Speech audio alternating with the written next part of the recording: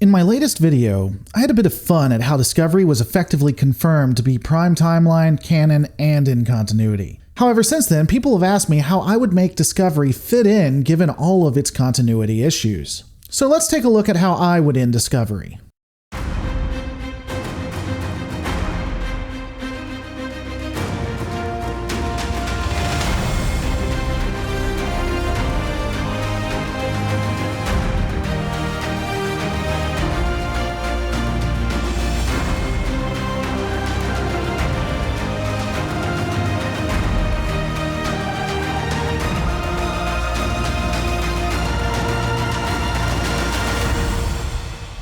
One of the chief criticisms of Discovery is its lack of connection in continuity to what I deem nostalgia track. Really, that's anything before the JJ verse effectively. For the purposes of this conversation, I'm going to disregard visual updates. If this is a hang-up for you, I get it, but really, visual updates happen all the time from series to series. As an example, in the original series, you'll see the first episode looking different from the last because of updates that they've done. And then you'll see updates from the original series show to the original series movies, from the original series itself to the next generation to the next generation movies, and on and on. Especially with the Klingons, that changed drastically. If you look at the Klingons of the original series, they look nothing like DS9.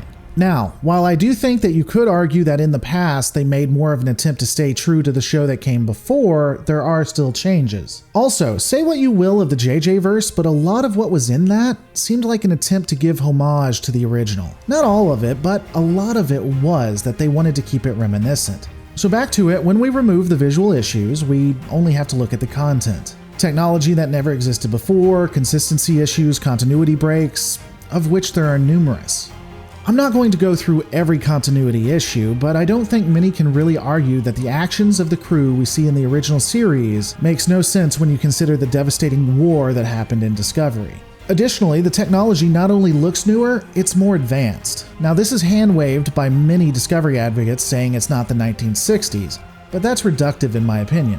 So, at some point, these issues do have to be fixed. Let's take a look at the most recent Discovery episode. In the episode, if memory serves, it quite clearly ties the events of the Cage to Discovery. This means that, in theory, the timeline is following how it always has in all the other series. Historically, it has always been assumed that all of the series happen to be in the same universe and connect to each other, regardless of what podcasts, lore, or Trek channels have tried to tell you. This, "oh, time has changed," is a recent phenomena that only came about due to the disgust of Discovery, at least to any large degree. So, in theory, Enterprise, Discovery, the original series, The Next Generation, Deep Space Nine, Voyager, and all of the movies are considered to be together and have happened one after the other in the same universe and timeline. However, while this may be true, Discovery makes it a massive inconsistency. Though, honestly, I think a lot of people wear nostalgia goggles as Voyager and Enterprise are pretty bad and lack a concern for continuity at a tremendous scale in some episodes. But regardless, the question becomes, how will CBS fix this if they choose to do so?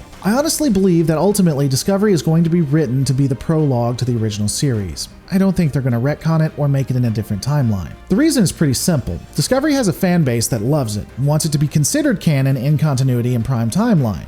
And let's make no mistake, the point of this show is to make money. It would make very little sense for them to retcon everything just to appease those of us who formerly made their bread. Most would probably appreciate the ending being a retcon, but won't give any money to Discovery. The future lies in making happy the new base of people who now watch. But let's assume they wanted to try.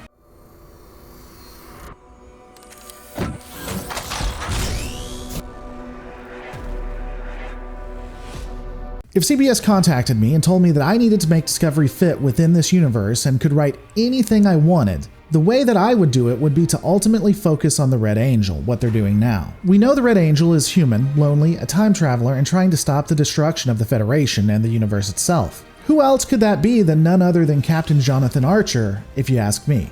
Though we would know him by a different name, Future Guy. In the Enterprise series, an arc that was never adequately finished, in my opinion, was the Temporal Cold War. So I would tie it all into that plot. Through plot-tastic circumstances, I would have Burnham, Pike, and Spock realize that the Red Angel is Jonathan Archer. We would discover that the temporal Cold War never really ended and it was still going on and getting worse. Archer tells them that they shouldn't exist, that the technology that's being used is leagues above where it should be. He also points out that Section 31 is far too strong and shouldn't even be a known department at this time. They should be in the shadows. The fact that Starfleet officially recognized them shows something is very, very wrong. And now we're off to the races. The rest of the series would be about the USS Discovery, which is now a traitor to the Federation, on the hunt by Starfleet and fighting Section 31. The crew of the Discovery find out that temporal terrorists have partnered up with sphere builders who are attempting to overthrow the 31st century version of the Federation. During all this, Section 31 learns of what's going on, and Georgiou realizes that if they stop the sphere builders, her arriving to the Prime timeline will never occur. Additionally, we throw in there that the sphere builders tell her that she would still be killed as Empress, and Georgiou now has reason to try to stop Discovery. The crew of the Discovery would find out that they have to destroy sphere builder Tech, which will reset the timeline to what it should be, and ensure that everything that is supposed to happen does. Throughout the last season, Burnham and crew attempt to show Starfleet what is occurring, with the Admiralty not listening to them. During this time, they also appeal to the Klingons with little effect. Add on to that they would have to contend with sphere builder ships that would be attacking them, Starfleet, and the Klingons, trying to slow everyone down. These ships would only have period-specific technologies though, the reason being the use of anything too advanced would tip their hands to other temporal powers and Starfleet. While I won't go into every detail here, the season would include Discovery assisting Klingon and Starfleet assets at different points when those assets are attacked or need help. Additionally, I would use footage from other series. The crew would either be transported or see the results of time changes in other seasons of Star Trek. They would see in one timeline where a defeated Federation was under Dominion rule, and in another one there would be a Borgified Alpha Quadrant, and yet another, the Terran Empire, is a part of the Prime timeline. They would attempt to fight and fix whatever has occurred, but ultimately fail. With all of these tie-ins, the last episode would have the USS Discovery coming out of warp to a planet that has the machine that is causing all of the issues. The Discovery would be greeted by a fleet of sphere builder ships and it would look to be the end. However, at the last moment, out of nowhere, Starfleet and Klingon forces appear out of warp and Discovery is able to make it through as Starfleet and Klingon forces give their lives fighting the sphere builders. I would make the battle on scale of like what we saw in the Dominion War or Wolf 359. And, as some fun during this time, I'd introduce the Miranda-class ship, and maybe have a piece of dialogue saying, "Oh, is that the Avenger class?" with the response of, "No, it's Miranda, they changed the name." And someone else saying, well, the Avenger was a much better class name.